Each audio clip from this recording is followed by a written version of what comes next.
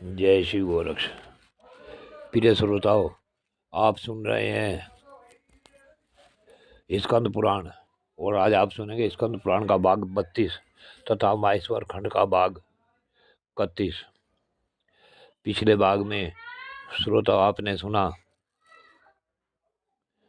कि नारद मुनि ने वीर अर्जुन को ज्ञान की तथा दान की महिमा का वर्णन किया। अब इससे आगे की कथा आप इस भाग 32 में सुने। महर्षि कात्यायन मुनिश्रेष्ठ सारस्वत के पास गए और प्रणाम करके बोले, हे महर्षि, कोई सत की प्रशंसा करते हैं, कुछ लोग तप और सोचाचार की, कोई सांख्य ज्ञान की सराहना करते हैं, कुछ अन्य लोग योग को महत्व देते हैं, कोई क्षमा को श्रेष्ठ बतलाते हैं, कोई इंद्रिय संयम मौन को श्रेष्ठ कहते हैं, कोई शास्त्रों के स्वाध्याय को, कोई वैराग को उत्तम बताते हैं, कुछ लोग अग्नि होम आदि यज्ञ कर्म को श्रेष्ठ बताते हैं, दूसरे लोग मिट्टी के ढेले पत्थर और स्वर्ण में संभाव रखते हुए आत्मज्ञान को सबसे उत्तम समझते हैं। कर्तव्य के विषय में प्राय लोग की यही स्थिति है। अतः सबसे श्रेष्ठ क्या है? वे विचार करने वाले मनुष्य बहुधा मोह को ही प्राप्त होते हैं। मुने आप सर्वज्ञ हैं। ऊपर बताए हुए कार्यों में से जो सर्वोत्तम महात्मा पुरुषों के द्वारा भी अनुष्ठान करने योग्य हो, वह मुझे बताने की कृपा करे। तो महर्षि सारस्वत जी बोले, हे ब्राह्मण, माता सरस्वती ने जो मुझे जो बताया, अब आप उसे सुनिए।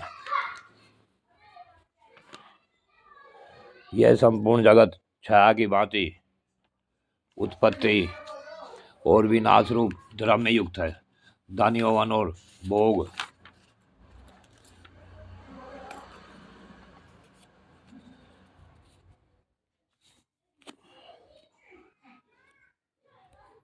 जल में प्रतिबिंबित चंद्रमा की भांति चंचल है। इसलिए यह जानकर भली भांति विचार करके भगवान शंकर के शरण में जाना चाहिए और दान भी करना चाहिए। श्रुति यह भी कहती है कि महादेव जी का भक्त जन्म और मृत्यु के बंधन में नहीं पड़ता। सबसे महान धर्म कहा गया है जिसमें दुख रूपी भंवर उठता है, अज्ञान में प्रभाव बहता रहता है। धर्म और अधर्म ही जिसके जल है, जो क्रोध रूपी कीचड़ से युक्त है, जिसमें मद रूपी ग्रह निवास करता है, जहाँ लोभ रूपी बुलबुले उठते रहते हैं। अभिमान ही जिसकी पाताल तक पहुँचाने वाली गहराई है, सत्वगुण रूपी जहाज जिसकी शोभा बढ़ाता है। ऐसे संसार समुद्र में डूबने वाले जीवों को केवल भगवान शंकर ही पार लगाते हैं। दान, सदाचार, व्रत, सत और प्रिय वचन, उत्तम कीर्ति, धर्म पालन तथा आयु पर्यंत दूसरों का उपकार, इन चार वस्तुओं को इस संसार शरीर से उपार्जन करना चाहिए। राग हो तो धर्म में, चिंता हो तो शास्त्र की, व्यसन हो तो दान का, ये सभी बातें उत्तम है। इन सब के साथ यदि विश्व के प्रति वैराग हो जाए तो समझना चाहिए मैंने जन्म का फल पा लिया। देवता और असुर सबके लिए मनुष्य योनि में जन्म लेने का सौभाग्य अत्यंत दुर्लभ है। उसे पाकर ऐसा प्रयत्न करना चाहिए जिससे नरक में न जाना पड़े। जब तक यह नौका छिन भी नहीं हो, तब तक ही तुम इसके द्वारा संसार समुद्र को पार कर लो। जो निरोग मानव शरीर रूपी दुर्गंध दुर्लभ वस्तु को पाकर भी उसके द्वारा संसार सागर के पार नहीं हो जाता, वह नीच मनुष्य आत्महत्यारा है। कात्यायन ने पूछा, सारस्वत जी, दान और तपस्या में कौन दुष्कर है तथा कौन परलोक में मान फल देने वाला है, यह बतलाइए। तब सारस्वत जी बोले, हे मुने, इस पृथ्वी पर दान से बढ़कर अत्यंत दुष्कर्म कोई कार्य नहीं है। यह प्रत्यक्ष देखा जाता है। मनुष्य अपने हाथ से उठाकर जो धन दूसरे को देता है अथवा जिसे वह खा पी कर भोग लेता है, वही धन वास्तव में उस धनी का है। मरे हुए मनुष्य के धन से तो दूसरे लोग मौज करते हैं। जो प्रतिदिन अपने पास आकर याचना करता है, मैं उसे गुरु मानता हूँ, क्योंकि वह नित्य प्रति दर्पण की भांति मेरे चित्त का मार्जन करके इसे स्वच्छ कर बनाता है।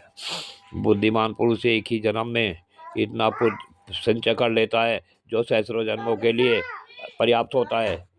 मूर्ख मनुष्य इस लोक में दरिद्र हो जाने की अर्थ का से अपने धन का दान नहीं करता, परंतु विद्वान पुरुष परलोक में दरिद्र न होना पड़े इस शंका से यहाँ खुले हाथों धन बांटता है, क्योंकि दाता तो ऊपर के लोकों में जाता है और दान लेने वाला नीचे ही रह जाता है। जो दान नहीं करते वे दरिद्र, रोगी, मूर्ख तथा सदा दूसरों के सेवक होकर दुख के ही भागी होते हैं। जो धनवान हो पर दान नहीं करता, दरिद्र होकर के कष्ट सहन रूप तप से दूर भागता है। इन दोनों को गले में बड़ा भारी पत्थर बांधकर जल में छोड़ देना चाहिए। गौ, ब्राह्मण, वेद, सती स्त्री, सत्यवादी पुरुष, लोभहीन तथा दानशील मनुष्य, इन सातों के द्वारा ही यह पृथ्वी धारण की जाती है।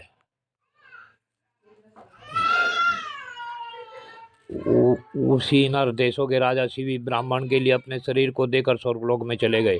विदय नरेश निमि ने अपना संपूर्ण राज, परशुराम जी ने सारी पृथ्वी तथा राजा गय ने नगरों सहित समूची पृथ्वी ब्राह्मणों को दान कर दी।